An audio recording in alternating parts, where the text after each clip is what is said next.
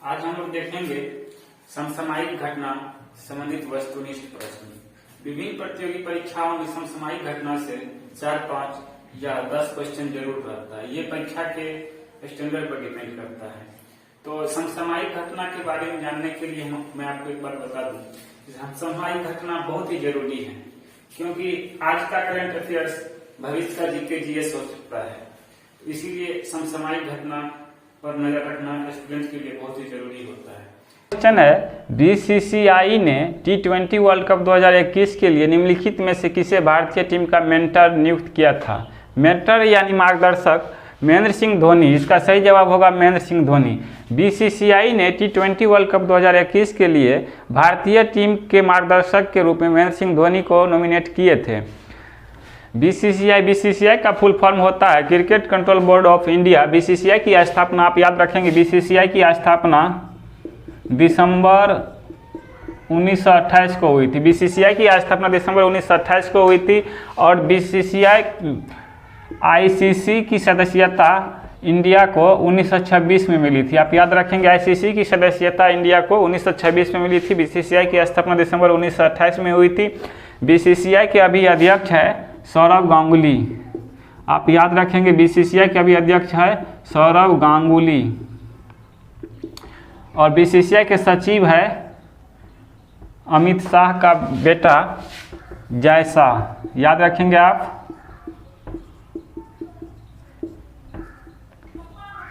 BCCI के अध्यक्ष सौरव गांगुली और सचिव है बीसीसीआई के जय शाह। महेंद्र सिंह धोनी को MS धोनी, MSD, माही और थाला के नाम से भी जाना जाता है। राहुल द्रविड़ को द वॉल कहा जाता है। वीरेंद्र सहवाग को वीरू, सचिन तेंदुलकर को God of cricket, little master और ब्लास्टर के नाम से जाना जाता है। अगला क्वेश्चन है, 30-31 अक्टूबर 2021 के मध्य G20 शिखर सम्मेलन कहाँ आयोजित किया गया?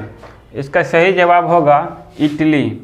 इटली के रोम शहर में 30 से 31 अक्टूबर 2021 के मध्य G20 शिखर सम्मेलन का आयोजन किया गया। इस G20 शिखर सम्मेलन में भारत की ओर से केंद्रीय उद्योग मंत्री पीयूष गोयल जी गए थे। मुख्य वक्ताकार पीयूष गोयल जी थे। इस G20 शिखर सम्मेलन में पीयूष गोयल को शेरपा नियुक्त किया गया है। शेरपा नियुक्त किया गया था।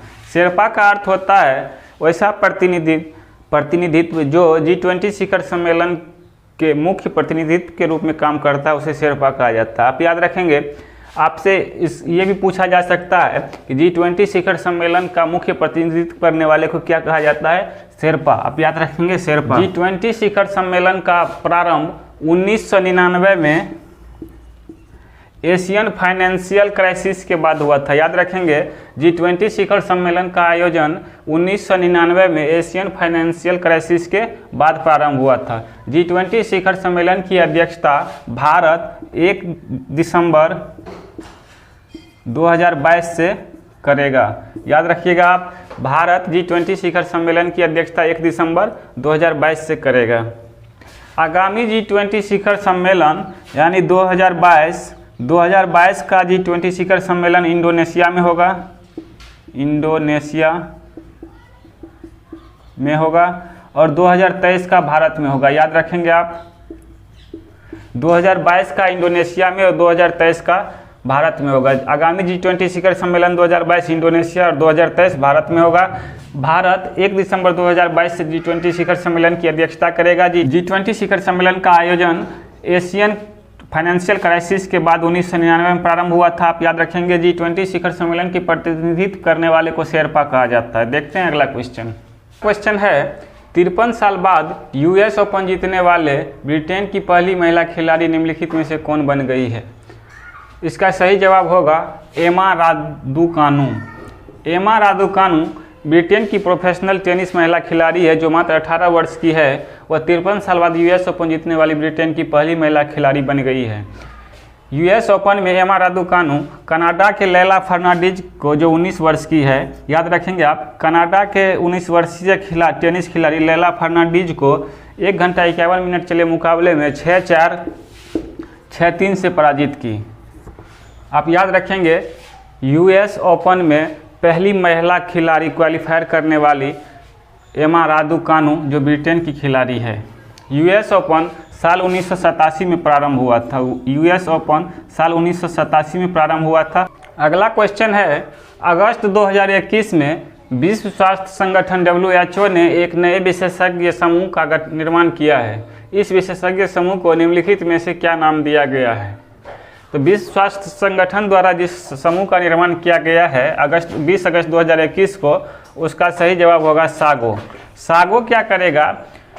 सागो के विशेषज्ञ वर्ल्ड भर में जो रोगजनक जीवाणु है उस पर अध्ययन करेगा। ऐसे रोगजनक का पता लगाएगा जो विश्व में महामारी का रूप ले सकता है। सागो का फुल फॉर्म होता है scientific advisory group for the origins of novel pathogens. याद रखेंगे आप, सागो का फुल फॉर्म होता है scientific advisory group for the origins of novel pathogens. या तो आपको ये दे दिया जाएगा या सागो दिया जाएगा। पूछ देगा कि इसकी स्थापना कब हुई थी, तो याद रखेंगे 20 अगस्त 2021 को। या पूछ देगा सागो की स्थापना कब हुई थी, तो 20 अगस्त 2021 को। WHO की स्थापना हुई थी 7 अप्रैल 1948 को। याद रखेंगे आप, WHO की स्थापना हुई थी 7 अप्रैल 1948 को। WHO का फुल फॉर्म होता है वर्ल्ड हेल्थ ऑर्गेनाइजेशन। WHO का full form World Health Organization. WHO का हेडक्वार्टर है जिनेवा, स्विट्जरलैंड में। स्विट्जरलैंड के जिनेवा शहर में WHO का हेडक्वार्टर है। WHO का महानिदेशक है डॉक्टर टेड्रोस एड्रेनॉम गेब्रेयेसस। याद रखेंगे आप, WHO का महानिदेशक है डॉक्टर टेड्रोस एड्रेनॉम गेब्रेयेसस। ये है इथियोपिया का। याद रखेंगे कहाँ के हैं? इथियोपिया के हैं टेड्रोस एड्रेनॉम गेब्रेयेसस।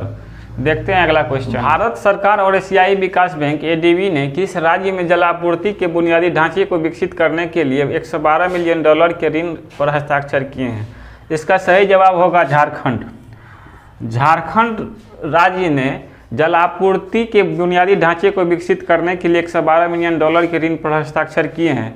इस ऋण थ्रू झारखंड के हेमंत सोरेन सरकार झारखंड के जैसे रांची, हुसैनाबाद, झुमरी, तलैया जैसे शहरों में पाइपलाइन के माध्यम से जल आपूर्ति करेगी। ADB यानी एशियाई विकास बैंक की स्थापना 19 दिसंबर 1966 को हुई थी। आप याद रखेंगे 19 दिसंबर 1966। ADB की स्थापना 19 दिसंबर 1966 को हुई थी। जब ADB की स्थापना हुई थी उस टाइम इसके सदस्य देश थे 31 और अभी है 68। याद रखेंगे, जिस टाइम इसकी स्थापना हुई थी 19 दिसंबर 1966 को, उस टाइम इसके सदस्य देश थे 31 और अभी है 68। ADB का हेडक्वार्टर है मनीला। याद रखेंगे ADB का हेडक्वार्टर है मनीला फिलीपींस। याद रखेंगे आप, ADB का हेडक्वार्टर मनीला फिलीपींस में है। देखते हैं हरियाणा के मुख्यमंत्री अभी श्री मनोहर लाल खट्टर। याद रखेंगे आप, हरियाणा के मुख्यमंत्री श्री मनोहर लाल और हरियाणा के राज्यपाल है बंडारू दत्तात्रेय। याद रखेंगे, हरियाणा के राज्यपाल बंडारू दत्तात्रेय। गुजरात के मुख्यमंत्री अभी भूपेंद्र पटेल और यहाँ के राज्यपाल है आचार्य देवव्रत। गुजरात के राज्यपाल कौन है? आचार्य देवव्रत। उत्तर प्रदेश के मुख्यमंत्री श्री योगी आदित्यनाथ और यहाँ के अभी राज्यपाल है आनंदीबेन पटेल।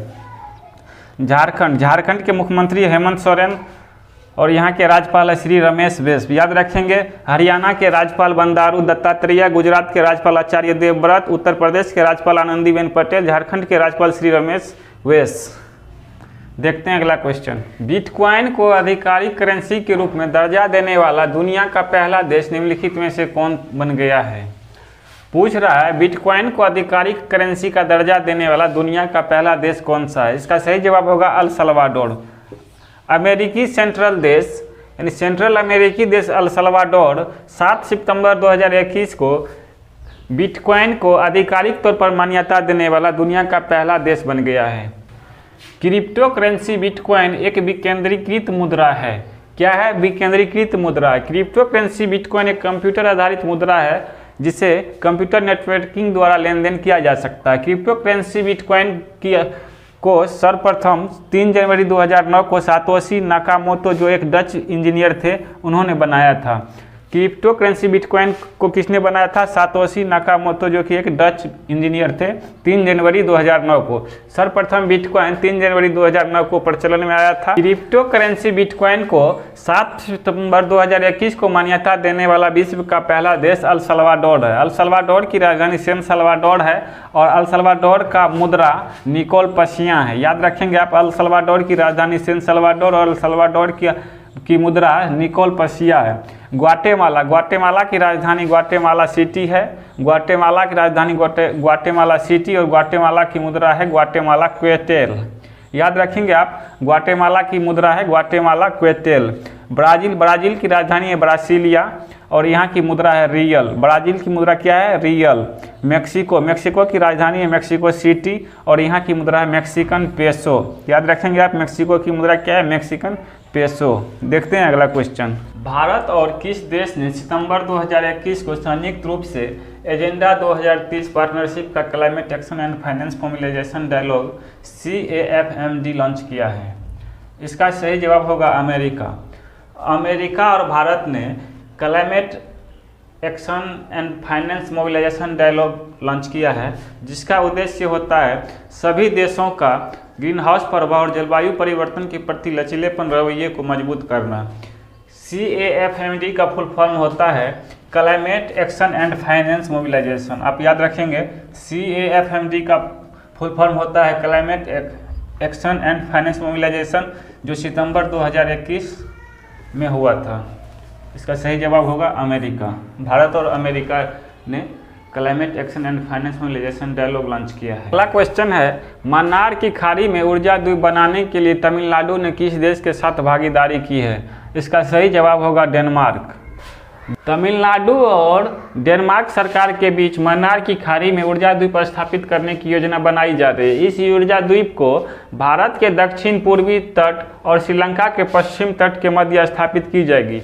ऊर्जा द्वीप में कई सारे पवन टरबाइन लगाई जाती है। ये पवन टरबाइन पवन के गतिज ऊर्जा को यांत्रिक ऊर्जा में बदलकर पवन टरबाइन जो गियरबॉक्स के माध्यम से जनरेटर के डेनमो को घुमाती है उससे बिजली पैदा की जाती है। पवन टरबाइन द्वारा उत्पादित बिजली को इस द्वीप पर स्टोर कर ली जाती है और यहाँ से ऊर्जा द्वीप से विभिन्न जगहों पर भेजी जाती है। इसी को ऊर्जा द्वीप कहा जाता है। श्रीलंका की राजधानी है कोलंबो और श्रीलंका की मुद्रा है रुपया। आप याद रखेंगे, श्रीलंका की मुद्रा श्रीलंकन रुपया। श्रीलंका की राजधानी कोलंबो, श्रीलंका की मुद्रा है रुपया। डेनमार्क की राजधानी कोपेनहेगन और डेनमार्क की मुद्रा है डेनिश क्राउन। अर्जेंटीना की राजधानी ब्यूनस आयर्स और अर्जेंटीना की मुद्रा है अर्जेंटीना पेसो। पुर्तगाल की राजधानी लिस्बन और पुर्तगाल की मुद्रा यूरो। याद रखेंगे आप, पुर्तगाल की राजधानी लिस्बन, अर्जेंटीना की राजधानी ब्यूनस आयर्स, डेनमार्क की राजधानी कोपेनहेगन, श्रीलंका की राजधानी कोलंबो।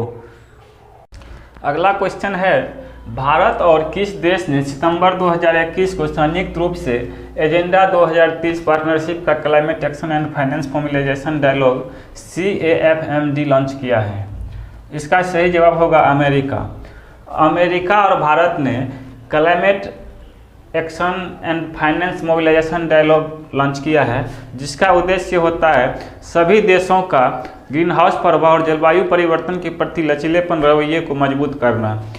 CAFMD का फुल फॉर्म होता है Climate Action and Finance Mobilization. आप याद रखेंगे, CAFMD का फुल फॉर्म होता है Climate Action and Finance Mobilization, जो सितंबर 2021 में हुआ था। इसका सही जवाब होगा अमेरिका। भारत और अमेरिका ने Climate Action and Finance Mobilization Dialogue launch किया है। देखते हैं अगला क्वेश्चन। पे नाउ, जिसके साथ भारत ने UPI को जोड़ने की घोषणा की है, किस देश का भुगतान इंटरफेस है? इसका सही जवाब होगा सिंगापुर। सिंगापुर के मास और भारत सरकार ने UPI यानी यूनिफाइड पेमेंट्स इंटरफेस को जोड़ने की घोषणा की है। यूपीआई का फुल फॉर्म होता है यूनिफाइड पेमेंट्स इंटरफेस। यूपीआई की स्थापना RBI द्वारा 11 अप्रैल 2016 को किया गया था। ऑप्शन में दिए गए देश के बारे में जानते हैं। चीन की राजधानी है बीजिंग। चीन का मुद्रा है युआन। आप याद रखेंगे, चीन की मुद्रा युआन। चीन का राष्ट्रपति है शी जिनपिंग। अमेरिका की राजधानी वाशिंगटन DC। अमेरिका की संसद को कांग्रेस कहा जाता है और यहाँ के राष्ट्रपति है जो बिडेन और अमेरिका की मुद्रा है डॉलर। जापान का राजधानी है टोक्यो, जापान के राष्ट्रपति है शिंजो अबे और जापान के संसद को डाइट कहा जाता है। आप याद रखेंगे जापान के संसद को डाइट कहा जाता है और जापान की मुद्रा को येन कहा जाता है। जापान की मुद्रा को येन और चीन की मुद्रा को युआन। सिंगापुर की राजधानी है सिंगापुर, सिंगापुर के राष्ट्रपति है हलीमा याकोब, सिंगापुर के राष्ट्रपति है हलीमा याकोब और सिंगापुर की मुद्रा है सिंगापुरी डॉलर। सिंगापुर की मुद्रा है सिंगापुरी डॉलर और सिंगापुर के संसद को संसद कहा जाता है। अगला क्वेश्चन है, पाकिस्तान क्रिकेट बोर्ड पीसीबी ने T20 वर्ल्ड कप के लिए किसे टीम का बॉलिंग कोच नियुक्त किया है? पाकिस्तान क्रिकेट बोर्ड पीसीबी ने साउथ अफ्रीका के पेसर वर्नॉन फिलेंडर को आगामी T20 वर्ल्ड कप के लिए बॉलिंग कोच नियुक्त किया है। वर्नॉन फिलेंडर साउथ अफ्रीका के पेसर गेंदबाज थे। जेपी डुमनी साउथ अफ्रीका के ही खिलाड़ी थे। मुथैया मुरलीधरन श्रीलंका के थे और शेन वॉर्न ऑस्ट्रेलिया के थे। ये सब रिटायर्ड खिलाड़ी है, आप याद रखेंगे। T20 वर्ल्ड कप, इस बार का T20 वर्ल्ड कप ऑस्ट्रेलिया ने न्यूजीलैंड को हराकर जीता था। आगामी T20 वर्ल्ड कप ऑस्ट्रेलिया में होगा, आप याद रखेंगे। आगामी T20 वर्ल्ड कप 2022 कहाँ होगा? ऑस्ट्रेलिया में। याद रखेंगे आप, आगामी T20 वर्ल्ड कप ऑस्ट्रेलिया में होगा और इस बार का T20 वर्ल्ड कप न्यूजीलैंड को हराकर ऑस्ट्रेलिया ने जीता था। अगला क्वेश्चन है, प्रख्यात लेखक अजीज हाजिनी जिनका हाल ही में निधन हो गया, वे किस राज्य या केंद्र शासित प्रदेश से थे? इसका सही जवाब होगा जम्मू कश्मीर। प्रख्यात लेखक अजीज हाजिनी जम्मू कश्मीर के लेखक, आलोचक और संगठनकर्ता थे। जम्मू कश्मीर के कला, संस्कृति और भाषा अकादमी के पहले सचिव भी अजीज हाजिनी थे। तो याद रखेंगे आप, जम्मू कश्मीर राज्य के कला, संस्कृति और भाषा अकादमी के पहले सचिव कौन थे? अजीज हाजिनी। इनके द्वारा लिखित बुक है द हॉल ऑफ मिरर्स, आने खाने, और भी इनके बहुत बुक है लेकिन इम्पोर्टेंट बुक यही है द हॉल ऑफ मिरर्स, आने खाने। तेलंगाना के मुख्यमंत्री है के चंद्रशेखर राव और यहाँ के राज्यपाल है तमिलिसाई सौंदरराजन। यहाँ के राज्यपाल कौन है? तमिलिसाई सौंदरराजन। जम्मू और कश्मीर के राज्यपाल है सत्यपाल मलिक। उत्तर प्रदेश के मुख्यमंत्री है योगी आदित्यनाथ और यहाँ के राज्यपाल है आनंदीबेन पटेल। आंध्र प्रदेश के मुख्यमंत्री है YS जगनमोहन रेड्डी और यहाँ के राज्यपाल है विश्वभूषण हरिचंदन। अगला क्वेश्चन है, निम्नलिखित में से किसे गांधी स्मृति एवं दर्शन समिति का नया उपाध्यक्ष नियुक्त किया गया है? क्या नियुक्त किया गया है? उपाध्यक्ष। इसका सही जवाब होगा विजय गोयल। विजय गोयल को गांधी स्मृति एवं दर्शन समिति का नया उपाध्यक्ष नियुक्त किया गया है। जब उपाध्यक्ष विजय गोयल है तो इसका अध्यक्ष, याद रखिएगा आप, इसका अध्यक्ष नरेंद्र मोदी, इसका अध्यक्ष नरेंद्र मोदी जी हैं। गांधी स्मृति एवं दर्शन समिति की स्थापना सितंबर 1984 में हुआ था। गांधी स्मृति एवं दर्शन का दूसरा नाम बिरला हाउस या बिरला भवन भी इसे कहा जाता है। गांधी जी अपने जीवन के अंतिम 144 दिन यहीं रहे थे। यह एक म्यूजियम है जो दिल्ली के राजघाट में स्थित है। इसका अध्यक्ष प्रधानमंत्री होते हैं, अभी नरेंद्र मोदी हैं और उपाध्यक्ष विजय गोयल है। पीयूष गोयल वाणिज्य एवं उद्योग मंत्री है, याद रखेंगे आप, पीयूष गोयल वाणिज्य एवं उद्योग मंत्री है। मनोज तिवारी भाजपा के दिल्ली के प्रवक्ता हैं और ये दिल्ली के उत्तर पूर्वी विधानसभा क्षेत्र से चुनाव लड़ते हैं, ना कि बिहार के किसी राज्य से, क्योंकि ये मनोज तिवारी बिहार के हैं तो इसको बिहार से ये चुनाव नहीं लड़ते हैं, ये दिल्ली के उत्तर पूर्वी संसदीय क्षेत्र से लड़ते हैं। इनका एक फिल्म बहुत चर्चित हुआ था, ससुरा बड़ा पैसा वाला। ये क्वेश्चन में नहीं पूछा जाता है। अगला क्वेश्चन है, human right and terrorism in India पुस्तक के लेखक कौन है? पुस्तक है human right and terrorism in India, इसके लेखक है Subramanian Swamy. Human right and terrorism in India के पुस्तक के लेखक है सुब्रमण्यम स्वामी। सुब्रमण्यम स्वामी भाजपा के बहुत ही प्रख्यात नेता हैं। सुब्रमण्यम स्वामी ने अपने इस पुस्तक में बताया है कि कैसे आतंकवाद का सामना मौलिक अधिकार और मानव की सुरक्षा को देखते हुए किया जा सकता है। देखते हैं ऑप्शन में दिए गए लेखकों से संबंधित कुछ महत्वपूर्ण पुस्तक के बारे में। Natwar Singh one life is not enough पुस्तक के लेखक है और वॉकिंग विद लायंस। इन्होंने बहुत सारे पुस्तक लिखे हैं और इनमें से जो इम्पोर्टेंट पुस्तक लगा वो मैं आपके लिए लेकर आया हूँ। Natwar Singh one life is not enough, walking with Lions.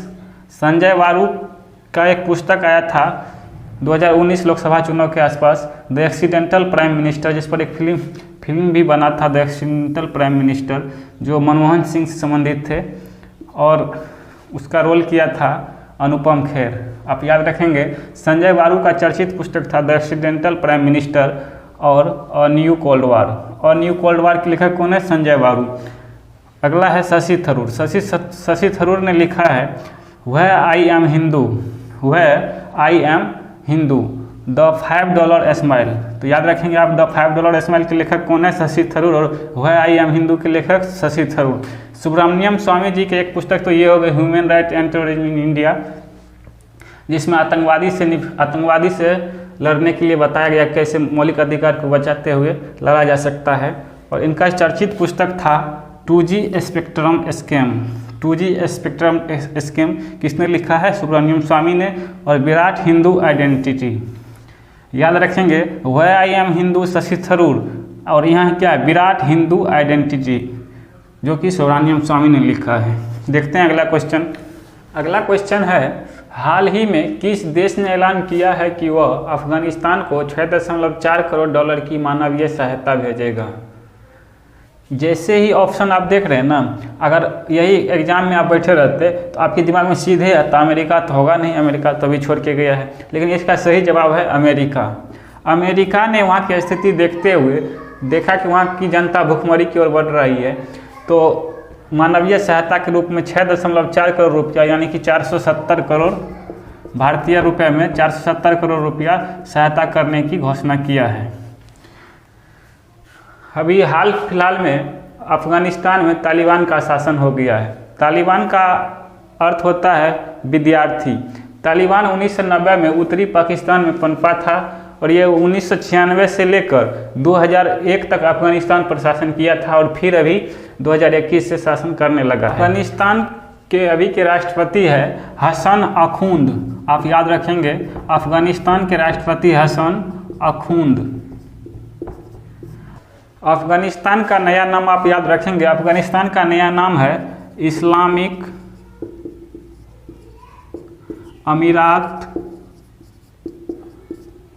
Of Afghanistan.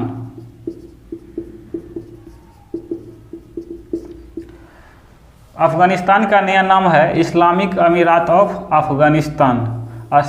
Islamic अमीरात ऑफ अफगानिस्तान के राष्ट्रपति हसन अखुंद तालिबान के अभी मुख्य लीडर हैं। तो आप याद रखेंगे अफगानिस्तान के राष्ट्रपति हसन अखुंद और वहाँ अफगानिस्तान का नया नाम इस्लामिक अमीरात ऑफ अफगानिस्तान। इजराइल की राजधानी है यरूशलेम। रूस की मॉस्को, अमेरिका का वाशिंगटन डीसी और फ्रांस का पेरिस।